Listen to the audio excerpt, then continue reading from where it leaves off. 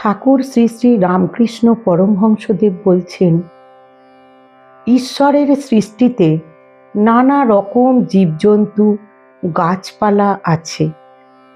জানোয়ারের মধ্যে ভালো আছে, মন্দ আছে, বাঘের মতো হিংস্র জন্তু আছে, গাছের মধ্যে অমৃতের ন্যায় ফল হয় এমন আছে, আবার বিষ ফলও আছে। তেমনি মানুষের মধ্যেও ভালো আছে, মন্দও আছে, সাধু আছে, অসাধুও আছে, সংসারী জীব আছে, আবার ভক্তও আছে। এই জীব চার প্রকার: বদ্ধ জীব, মুমুক্ষু জীব, মুক্ত জীব ও নিত্য জীব। এখন ঠাকুর বলছেন, বদ্ধ জীবেরা কেমন হয়। বদ্ধ জীব বিষয়ে আসক্ত হয়ে থাকে আর ভগবানকে ভুলে থাকে, ভুলেও ভগবানের চিন্তা করে না। যেমন একটি সুন্দর উপমা, জাল ফেলে পুকুরে মাছ ধরা হচ্ছে। দু চারটে মাছ এমন শেয়ানা যে কখনো জালে পড়ে না। এরা নিত্য জীবের উপমাস্থল, কিন্তু অনেক মাছই জালে পড়ে। এদের মধ্যে কতকগুলি পালাবার চেষ্টা করে। এরা মুমুক্ষু জীবের উপমাস্থল, কিন্তু সব মাছই পালাতে পারে না। দু চারটে ধপাং ধপাং করে জাল থেকে পালিয়ে যায়। তখন জেলেরা বলে, ওই একটা মস্ত মাছ পালিয়ে গেল। কিন্তু যারা জালে পড়েছে অধিকাংশই পালাতেও পারে না, আর পালাবার চেষ্টাও করে না, বরং জাল মুখে করে পুকুরের পাঁকের ভিতরে গিয়ে চুপ করে মুখ গুজরে শুয়ে থাকে। মনে করে আর কোনো ভয় নাই, আমরা বেশ আছি।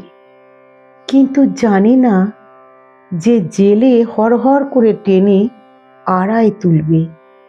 এরাই বদ্ধ জীবের উপমাস্থল।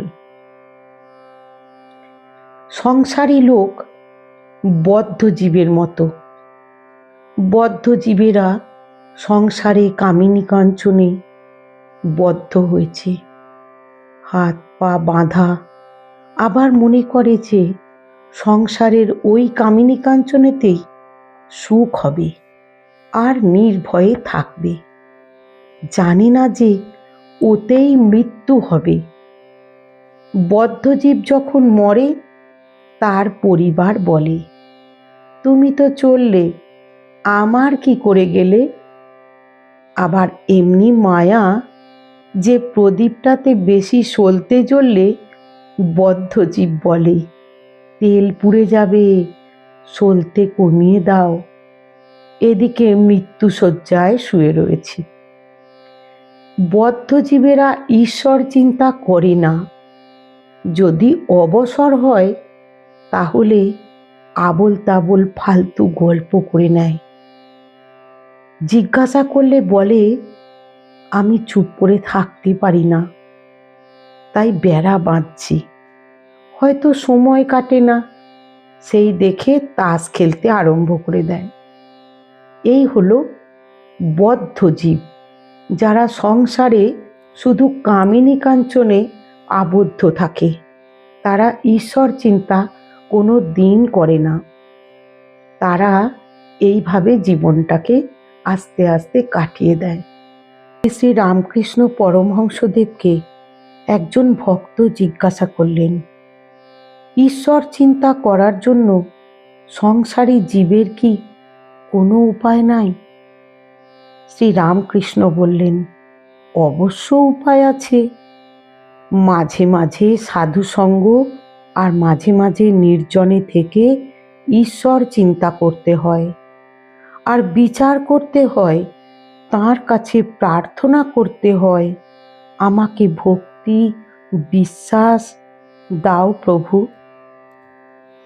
বিশ্বাস হয়ে গেলেই হলো। বিশ্বাসের চেয়ে আর জিনিস নাই। শ্রী শ্রী রামকৃষ্ণদেব বলছেন, বিশ্বাসের কত জোর তা তো শুনেছ। পুরাণে আছে, রামচন্দ্র যিনি সাক্ষাৎ পূর্ণব্রহ্ম নারায়ণ, তাঁর লঙ্কায় যেতে সেতু বাঁধতে হলো। কিন্তু হনুমান রাম নামে বিশ্বাস করে লাফ দিয়ে সমুদ্রের ওপারে গিয়ে পড়ল। তার সেতুর দরকার হয় নাই। বিভীষণ একটি পাতায় রাম নাম লিখে ওই পাতাটি একটি লোকের কাপড়ের খোঁটে বেঁধে দিল। সে লোকটি সমুদ্রের পাড়ে যাবে। বিভীষণ তাকে বললে, তোমার ভয় নাই, তুমি বিশ্বাস করে জলের উপর দিয়ে চলে যাও। কিন্তু দেখো, যাই অবিশ্বাস করবে অমনি জলে ডুবে যাবে। লোকটি বেশ সমুদ্রের ওপর দিয়ে চলে যাচ্ছিল। এমন সময়ে তার ভারী ইচ্ছে হলো যে কাপড়ের খোঁটে কি বাঁধা আছে একবার দেখে। খুলে দেখে কেবল রাম নাম লেখা রয়েছে। তখন সে ভাবলে, এ কি, শুধু রাম নাম একটি লেখা রয়েছে। যাই অবিশ্বাস অমনি ডুবে গেল।